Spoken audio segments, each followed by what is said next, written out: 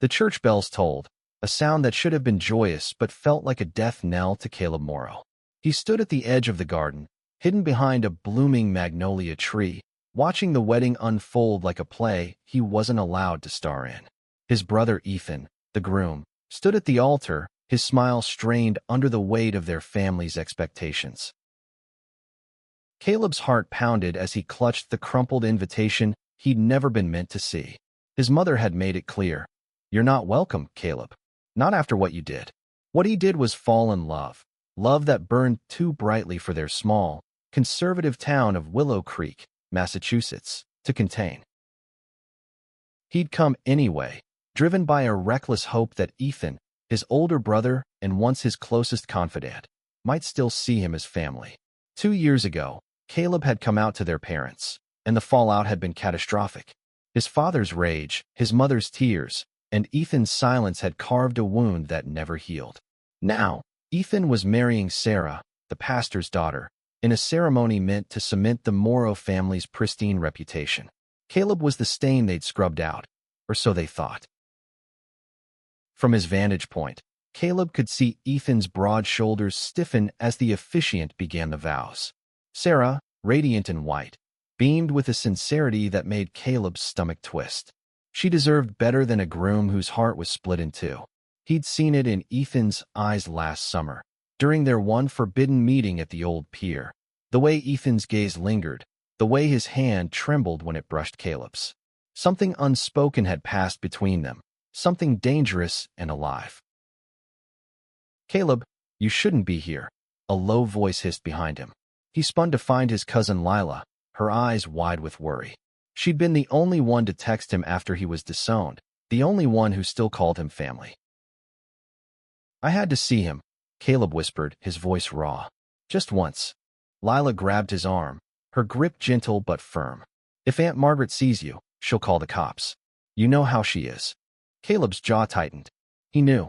Margaret Morrow had turned her back on him the moment he admitted he was gay, declaring him a sinner who'd brought shame to their name. But Ethan had been different. Or so Caleb had believed until the silence stretched into years. "I'm not leaving," Caleb said, his voice steady despite the ache in his chest. "Not until I know he's okay." Lila's eyes softened, but before she could respond, a ripple of gasps spread through the crowd. Caleb's gaze snapped back to the altar. Ethan had stepped away from Sarah, his face pale, his hands shaking. The officiant faltered, and Sarah's smile wavered. "Ethan, what's wrong?" she asked, her voice carrying over the murmurs. Ethan didn't answer. His eyes scanned the crowd, searching, until they landed on Caleb. Time stopped. The garden, the guests, the music, all of it faded into a blur. Ethan's lips parted, and for a moment, Caleb thought he saw the boy he'd grown up with, the one who'd promised to always have his back. Then Ethan bolted. The crowd erupted in chaos as Ethan ran down the aisle, his tuxedo jacket flapping behind him. Sarah called after him, her voice breaking, but he didn't stop. Caleb's heart thundered as Ethan drew closer, his eyes locked on him with a desperation that stole Caleb's breath. "Caleb!" Ethan shouted, his voice raw with emotion. Before Caleb could process what was happening, Ethan reached him, grabbing his shoulders. "I can't do this," Ethan said, his voice trembling. "I can't marry her. Not when." He stopped, his eyes glistening with unshed tears. "Not when what?"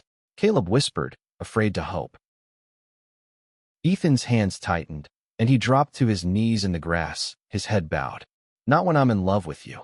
The world tilted. Caleb's breath caught in his throat, and Lila gasped beside him. The guests were staring now, their whispers a rising tide of shock and judgment. Margaret's voice cut through the noise, shrill and furious. "Ethan, get up. What are you doing?" But Ethan didn't move. He looked up at Caleb, his eyes burning with a truth he'd buried for years. "I'm sorry," he whispered. "I'm so sorry I let them keep us apart." Caleb's knees buckled, and he sank to the ground, face to face with his brother. "You mean it?" he asked, his voice barely audible. Ethan nodded, tears streaming down his face. "I've loved you since we were kids, Caleb. Not just as a brother. As more. I was too scared to admit it, but I can't lie anymore. The confession hung between them, fragile and electric. Caleb wanted to reach out, to pull Ethan into his arms, but the weight of their family's eyes held him back. Margaret was storming toward them now, her face a mask of rage. "You're ruining everything," she screamed. "Both of you." Caleb's heart raced, but Ethan's hand found his, grounding him. "Let her scream," Ethan said, his voice steady now. "I'm done hiding." Lila stepped forward, placing herself between them and Margaret. "Aunt Margaret, stop," she said firmly. "This isn't about you." Margaret froze, her face contorted with disbelief. The guests were whispering, some leaving in disgust, others watching with a mix of curiosity and sympathy. Sarah stood at the altar, her hands clasped tightly, tears streaming down her face. Caleb's heart ached for her, but he couldn't look away from Ethan. "We need to talk," Caleb said, his voice shaking. "Somewhere private." Ethan nodded, standing and pulling Caleb to his feet. Together, they turned their backs on the chaos, ignoring Margaret's shouts and the crowd's murmurs. Lila followed, casting worried glances over her shoulder. They slipped away from the garden, finding refuge in the old caretaker's shed at the edge of the property. The air inside was musty, the space cramped, but it felt like a sanctuary. Ethan closed the door behind them, and for the first time in years, they were alone. "I thought I could do it," Ethan said, his voice breaking. "I thought I could marry Sarah, live the life they wanted. But every time I looked at her, I saw you." Caleb's chest tightened. "Why didn't you say anything? All this time, I thought you hated me." "I could never hate you," Ethan said fiercely. "I was a coward. I let Mom and Dad convince me you were better off without me. But I was wrong. God, Caleb, I was so wrong." Caleb reached out, his fingers brushing Ethan's cheek. The touch was tentative, but it sent a jolt through both of them. "What happens now?" Caleb asked, his voice barely above a whisper. Ethan leaned into his touch, closing his eyes.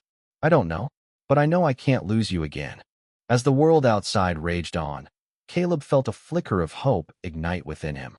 For the first time, he dared to believe that love, real, messy, forbidden love, might be enough to rewrite their story. The shed's single bulb flickered, casting long shadows across Ethan and Caleb's faces. The air was thick with the scent of old wood and unspoken words. Caleb's hand lingered on Ethan's cheek, his thumb tracing the line of his jaw, as if touching him could anchor the moment and keep it from slipping away. "I need to know this is real," Caleb said, his voice low and urgent. "You can't just say that and then go back to pretending." Ethan's eyes opened, raw and unguarded. "It's real. I've spent years trying to bury it, but it's always been you, Caleb. Every choice I made, every lie I told myself, it was all to keep you safe, to keep us both safe." "Safe?" Caleb's voice cracked. "You call this safe? I've been alone, Ethan. They threw me out, and you didn't say a word." Ethan flinched, his hands balling into fists. "I know. I was scared. Mom and Dad, they made it seem like if I stood by you, I'd lose everything. My job, my friends, my future. But losing you, that's been worse than anything they could take." Caleb wanted to be angry, to let the hurt of 2 years spill out, but Ethan's voice was so raw, so broken, that the anger dissolved into something softer. He stepped closer, their breaths mingling in the dim light. "What changed?" he asked. "Why now?" Ethan's gaze dropped to the floor, then lifted to meet Caleb's. "Last night, Sarah asked me if I was happy. Not about the wedding, but really happy. I couldn't lie to her. I realized I was about to vow my life to someone I didn't love, not the way I love you." The words hit Caleb like a tidal wave, pulling him under. He'd spent so long convincing himself that Ethan's silence meant rejection, that the fleeting moments they'd shared, the late-night talks, the stolen glances, were nothing but wishful thinking. Now, here was Ethan, dismantling every wall Caleb had built to protect himself. Before he could respond, the shed door creaked open, and Lila slipped inside, her face pale. "They're looking for you both," she said, glancing over her shoulder. "Margaret's losing it, and Sarah, she's devastated. You need to figure out what you're doing, fast." Ethan's jaw tightened, but he didn't let go of Caleb's hand. I need to talk to Sarah, he said. She deserves the truth. Caleb's stomach churned.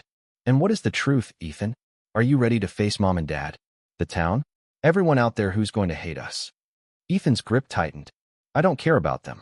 I care about you. And I care about doing what's right, for once. Lila cleared her throat, her eyes darting between them. I'll stall them as long as I can, but you two need a plan. This isn't just about running away. You're blowing up your lives. Caleb nodded, his mind racing. She was right. This wasn't just about them.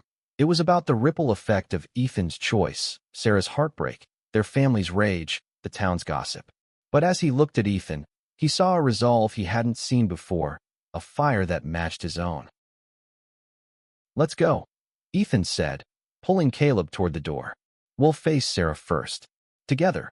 They stepped out into the fading light, the garden now eerily quiet as the guests milled about in confusion. Lila led them through a side path, avoiding the main crowd, until they reached the small gazebo where Sarah sat alone, her wedding dress pooling around her like a fallen cloud. She looked up as they approached, her eyes red-rimmed but steady. Ethan, she said, her voice calm despite the tears. I think I knew this was coming. Ethan knelt before her, his hands clasped tightly. Sarah, I'm so sorry. You didn't deserve this. I thought I could be what you needed, but I can't. I love someone else. Sarah's gaze shifted to Caleb, and for a moment, he braced for anger. Instead, she offered a small, sad smile. It's you, isn't it? She said softly. I saw the way he looked at you, even back then. I just hoped I was wrong. Caleb's throat tightened. I never wanted to hurt you, he said. I swear. I know, Sarah replied. But you both need to leave. Now, your mother's already calling Pastor James, and you know how fast this town turns on people. Ethan stood, his face etched with guilt. I'll make this right, Sarah. I promise. She shook her head. Just go. Be happy. That's all I want. Caleb's heart ached for her strength, her grace in the face of betrayal. He wanted to say more, but Ethan tugged at his hand, pulling him away from the gazebo. They moved quickly, weaving through the trees until they reached Ethan's car, parked at the edge of the lot. Lila followed, tossing them her keys. Take my car instead, she said. They'll be looking for yours. Lila, you don't have to, Caleb started, but she cut him off. Your family, she said fiercely. Now go. I'll deal with the fallout. Ethan slid into the driver's seat, and Caleb climbed in beside him, his heart pounding. As they pulled away, the wedding venue shrank in the rearview mirror, a dream dissolving into dusk. Where are we going? Caleb asked, his voice trembling with adrenaline.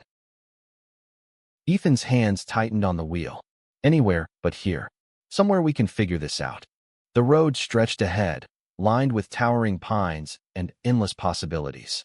For the first time, Caleb felt the weight of their family's judgment lift, replaced by the fragile hope of a future they could build together.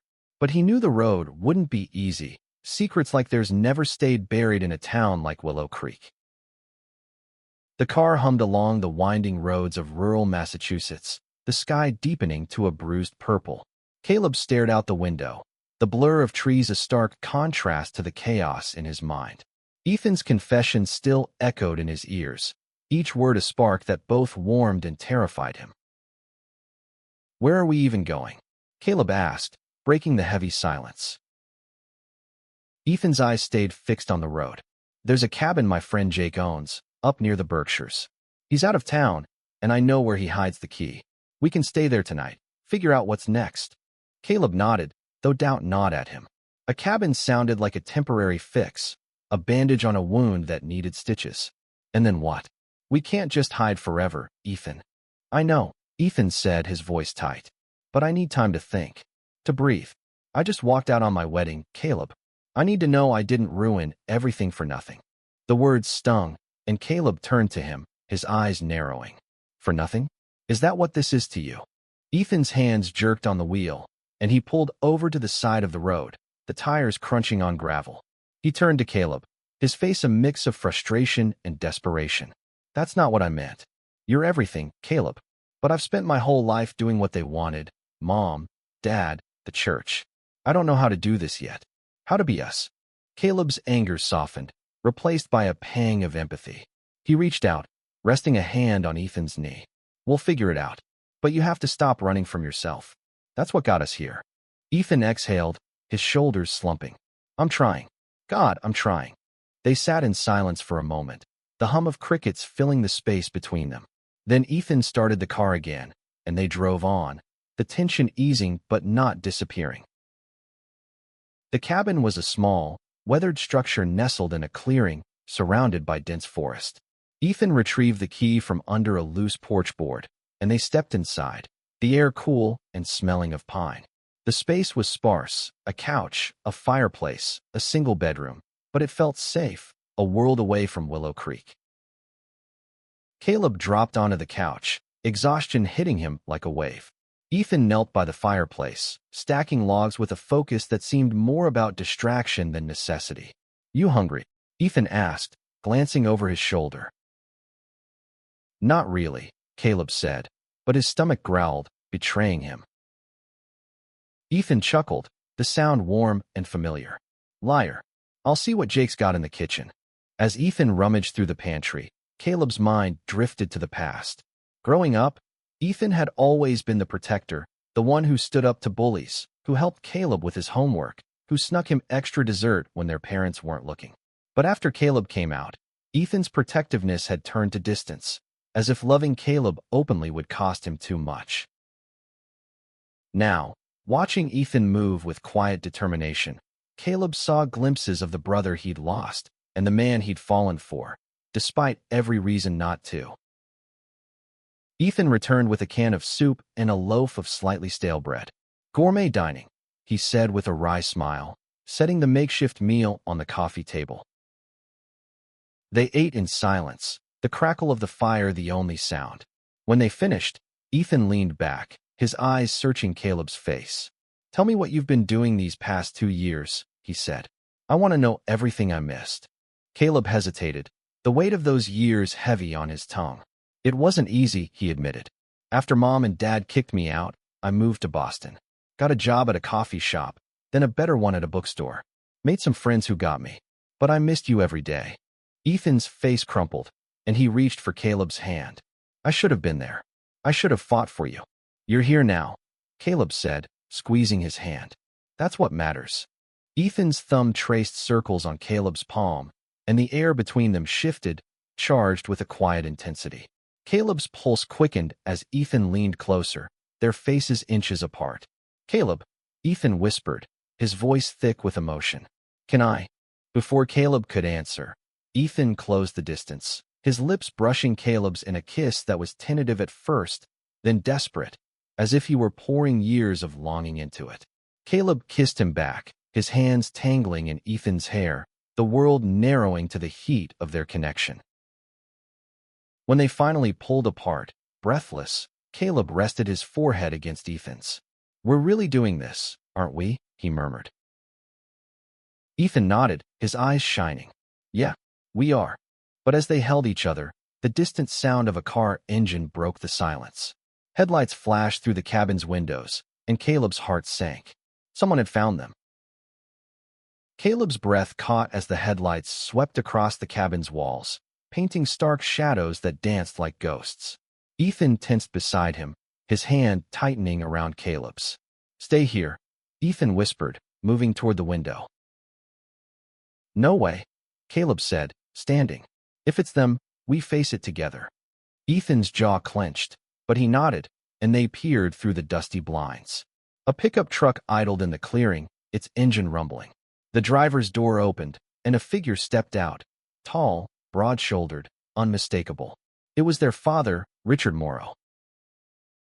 "Damn it," Ethan muttered, his voice low. "How did he find us?" Caleb's stomach twisted. "Lila must have slipped. Or someone saw us leave." Richard's boots crunched on the gravel as he approached the cabin, his face illuminated by the truck's headlights. His expression was a storm of anger and resolve, the same look he'd worn when he'd told Caleb to leave and never come back. "Ethan," Richard's voice boomed, sharp enough to cut through the night. "I know you're in there. Come out now." Ethan's hands shook, but he squared his shoulders. "Stay behind me," he told Caleb, moving toward the door. "Ethan, don't," Caleb said, grabbing his arm. He's not here to talk. You know how he is. I have to, Ethan said, his voice steady despite the fear in his eyes. I've run from this long enough. He opened the door, stepping onto the porch, and Caleb followed, his heart pounding. Richard stood a few feet away, his fists clenched, his face red with fury. What the hell are you doing, Ethan? He demanded. You humiliated Sarah, your mother, me, everyone. For what? For him. He spat the last word, his eyes flicking to Caleb with disgust. Caleb flinched but held his ground, his hand brushing Ethan's for strength. I'm doing what's right, Ethan said, his voice calm but firm. I love Caleb. I always have. And I'm done pretending I don't. Richard's face twisted, and for a moment, Caleb thought he might lunge. You're throwing your life away, Richard growled. You had everything, a good woman, a good name. And now you're choosing this. This is who I am, Ethan said, stepping closer to Caleb. And Caleb is my family. More than you ever were.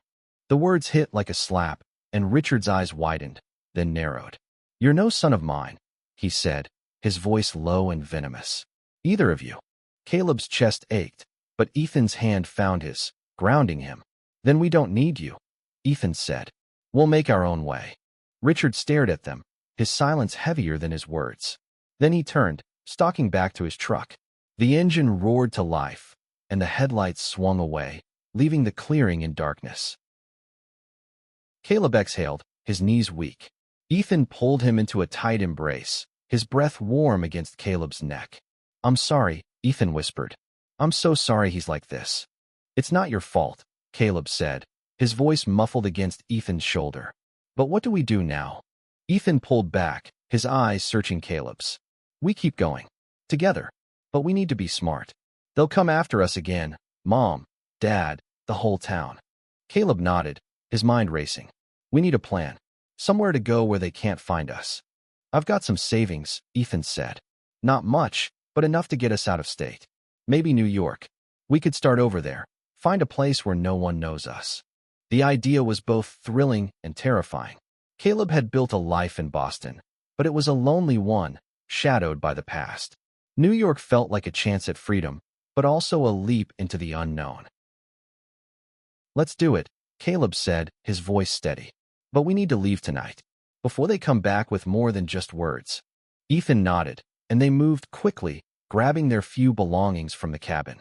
As they stepped outside, the night air was cool, the stars bright above the trees. Ethan paused, turning to Caleb. Are you sure about this? He asked. Once we leave, there's no going back. Caleb took Ethan's face in his hands, his heart swelling. I've never been more sure of anything. They climbed into Lila's car and drove into the night, the road stretching toward an uncertain future. As the miles passed, Caleb felt a weight lift, replaced by the quiet certainty that, no matter what came next, they'd face it together. The highway stretched endlessly before them, a ribbon of asphalt cutting through the dark. Caleb leaned his head against the window, the cool glass grounding him as Ethan drove in silence. The weight of their decision settled over them, heavy but not suffocating. For the first time, Caleb felt a flicker of freedom, like a bird slipping its cage. We'll need to ditch this car soon, Ethan said, breaking the quiet. Lila's probably covering for us, but if Dad's serious, he'll have the cops looking for it. Caleb nodded, his mind already spinning with logistics. We can take a bus from the next town. I've got some cash, and there's a Greyhound station in Pittsfield. Ethan glanced at him, a small smile tugging at his lips. You've thought this through. I've had 2 years to think about running, Caleb said, his voice tinged with bitterness. Just didn't expect you'd be with me. Ethan's smile faded, and he reached for Caleb's hand, squeezing it gently. I'm here now, and I'm not going anywhere. The words warmed Caleb, but doubt lingered. He wanted to believe Ethan, but the scars of their family's rejection ran deep. What happens when the adrenaline wears off, he asked. When it's just us, and the world's against us? Ethan's jaw tightened, but his voice was steady. Then we fight. Together. I've lost you once, Caleb. I won't let it happen again. They reached Pittsfield just before dawn, the town still asleep under a gray sky.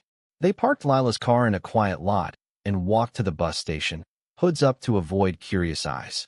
The ticket counter was manned by a tired-looking woman who barely glanced at them as she printed 2 tickets to New York City. The bus was half empty, its fluorescent lights casting a harsh glow. Caleb and Ethan took seats at the back, their shoulders brushing. As the bus pulled onto the highway, Caleb felt a strange mix of relief and fear. They were leaving everything behind: family, home, the weight of expectation. But they were also stepping into a world that might not welcome them any more than Willow Creek had. "Tell me about Boston," Ethan said softly, his head resting against the seat. "What's it like, living on your own?" Caleb smiled faintly, memories flickering. "It's loud, busy, but it's also freeing. I found a queer bookstore in Jamaica Plain, run by this guy named Marcus. He gave me a job, let me crash on his couch when I was struggling. It's not perfect, but it's mine." Ethan's eyes softened. "Sounds like you found a home." "Not really," Caleb said, his voice quiet. "Home was always you." Ethan's breath hitched, and he leaned closer, their foreheads touching. "I'm going to make this right," he whispered. "I promise."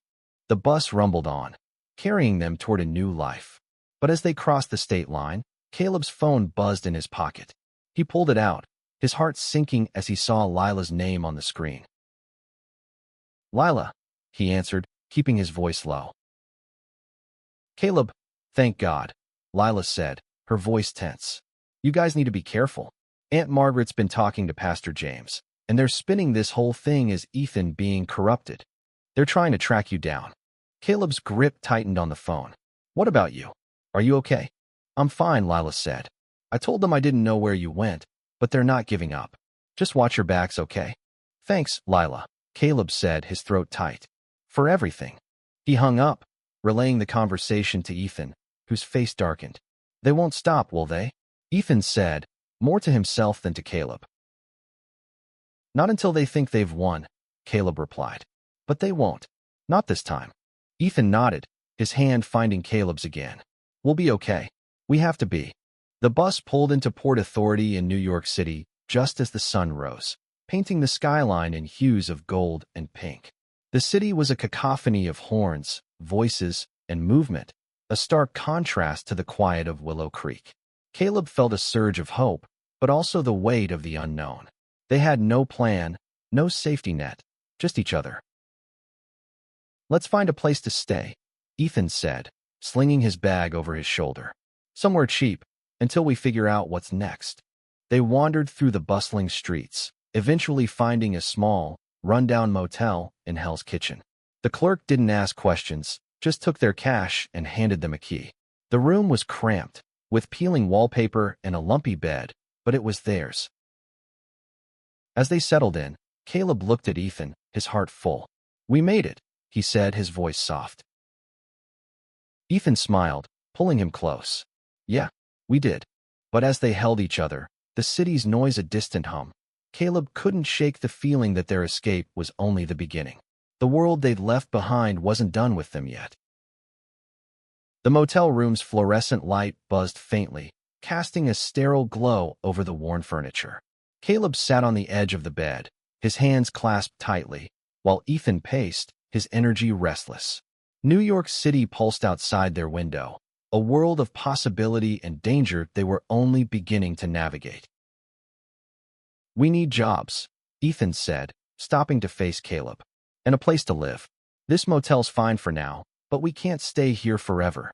Caleb nodded, his mind already spinning with ideas. "I can call Marcus. He's got connections in the city, might know someone hiring. What about you? You were working at the hardware store back home. Any skills that'll transfer?"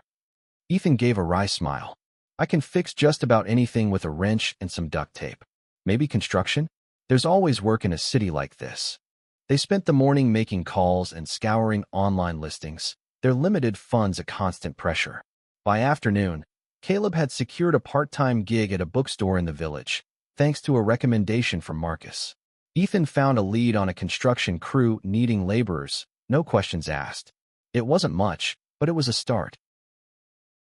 As evening fell, they ventured out to explore their new neighborhood. Hell's Kitchen was gritty and alive, with dive bars and food trucks lining the streets. They grabbed cheap tacos from a vendor and sat on a bench, watching the city move around them. It's different here, Caleb said, his voice soft. No one's looking at us like we're doing something wrong. Ethan's hand found his, their fingers intertwining. Good. Let's keep it that way. But the peace was short-lived. As they walked back to the motel, Caleb's phone buzzed again. This time, it was a text from an unknown number. We know where you are. Come home and face what you've done. Caleb's blood ran cold. He showed the message to Ethan, whose face hardened. It's got to be Mom, Ethan said. Or someone from the church. They're trying to scare us. It's working, Caleb admitted, his voice shaking. What if they show up here? Ethan pulled him close, his arms a steady anchor. They won't. We're not in Willow Creek anymore. They don't own us here. But Caleb couldn't shake the unease. That night, as they lay in the narrow motel bed, Ethan's arm draped over him. Caleb stared at the ceiling, his mind racing. He'd dreamed of a life with Ethan, but he hadn't anticipated the fear that came with it. The fear of being found, of being judged, of losing everything all over again. The next morning, they threw themselves into their new routine. Caleb started at the bookstore, a cozy space filled with queer literature and friendly faces. His co-worker, Jamie, a non-binary artist with a quick smile, welcomed him warmly, sensing his nervousness. You'll fit right in, Jamie said, handing him a stack of books to shelf. This place is a haven for people like us. Ethan, meanwhile, joined the construction crew, his days filled with sweat and sawdust. He came back to the motel each evening exhausted but determined, his hands rougher, but his eyes brighter. It's hard work, he told Caleb one night, but it feels honest. Like I'm building something real. Over the next few weeks, they settled into a fragile rhythm. They found a tiny studio apartment in Brooklyn, barely big enough for a bed and a table, but it was theirs.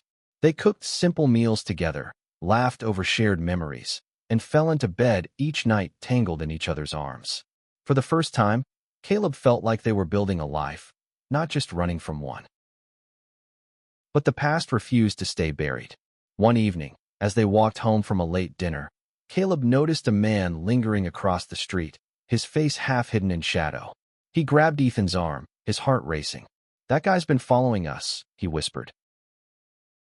Ethan turned, his eyes narrowing. Stay here. Before Caleb could protest, Ethan crossed the street, his posture tense. The man saw him coming and bolted, disappearing into an alley. Ethan returned, his face grim. He's gone. But you're right, he was watching us. Caleb's stomach churned. What do we do? We keep going, Ethan said, his voice firm. We've got each other. That's enough. But as they walked on, Caleb couldn't shake the feeling that their new life was built on shaky ground. Someone was watching, waiting for them to slip. And when they did, Caleb feared the fallout would be worse than anything they'd faced before. Weeks turned into months, and the Brooklyn apartment became a home, its walls adorned with thrift store art and Polaroids of Caleb and Ethan, smiling, kissing, living. The city had embraced them in a way Willow Creek never could, but the shadow of their past lingered, a quiet threat in every unanswered call, every unfamiliar face. Caleb thrived at the bookstore, where Jamie and the other staff became a makeshift family. Ethan settled into his construction job, his hands growing calloused but his heart lighter. They built a life together, piece by piece, but the fear of discovery never fully faded. One crisp autumn evening, as they sat on their tiny balcony sharing a bottle of cheap wine, Caleb's phone lit up with a familiar name, Lila. He answered, his heart racing. Lila, everything okay? Her voice was low, urgent. Caleb, they found you. Pastor James hired some guy, a private investigator, I think. He's been asking around Boston, tracking you to New York. I don't know how close he is, but you need to be ready. Caleb's hand trembled, and Ethan's eyes darkened as he listened. Thanks, Lila, Caleb said, his voice tight. We'll handle it. He hung up, relaying the news to Ethan, who stood abruptly, pacing the small space. We can't keep running, Ethan said. If we do, they'll always have power over us. Then what? Caleb asked, his voice rising. We confront them? Go back to Willow Creek, and what? Beg for forgiveness. No, Ethan said, stopping to face him. We live. Out loud, unapologetically. We show them we're not ashamed. Caleb's chest tightened, but he saw the fire in Ethan's eyes, the same fire that had led him to flee the altar. "Okay," he said softly. "How?" Ethan took his hand, pulling him close. "We get married. Not in secret, not in hiding. A real wedding, with people who love us. We show the world we're not going anywhere." The idea took Caleb's breath away. Marriage had always felt like a distant dream, something for other people. But with Ethan, it felt possible, real. "You're serious?" he asked, his voice trembling. "Dead serious," Ethan said, his smile soft but fierce. "Will you marry me, Caleb?" Tears welled in Caleb's eyes, and he laughed, the sound raw and joyful. "Yes, God, yes." They kissed, the city lights glittering below, a promise sealed in the heart of their new world. Over the next weeks, they planned a small ceremony, inviting Jamie, Marcus, and a few others from their new circle. The venue was a rooftop in the village, strung with fairy lights and filled with laughter. But as the day approached, the investigator's shadow loomed. Caleb spotted him again, lingering outside the bookstore, his camera glinting in the sun. Ethan wanted to confront him, but Caleb held him back. "Not yet," he said. "Let's have our day first." The wedding was simple but perfect. Caleb wore a navy suit, Ethan a gray one, their hands clasped tightly as Jamie officiated, their words a blend of humor and heart.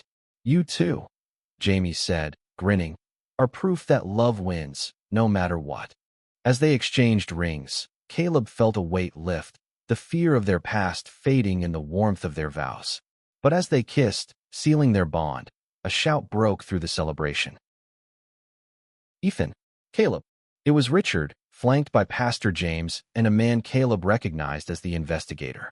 The guests fell silent, tension crackling in the air. "You think you can just run away?" Richard bellowed, his face red. "You're an abomination, both of you." Ethan stepped forward, his hand still in Caleb's. "We're not running anymore," he said, his voice steady. "This is our life. You don't get to decide it." Pastor James started to speak, but Jamie cut him off, their voice sharp. "This is private property. Leave, or I'm calling the police." The guests rallied, forming a protective circle around Caleb and Ethan. Richard's eyes blazed, but he saw the resolve in their faces, the strength of their community. He turned, muttering curses, and left with his entourage. As the rooftop erupted in cheers, Caleb pulled Ethan into a fierce embrace.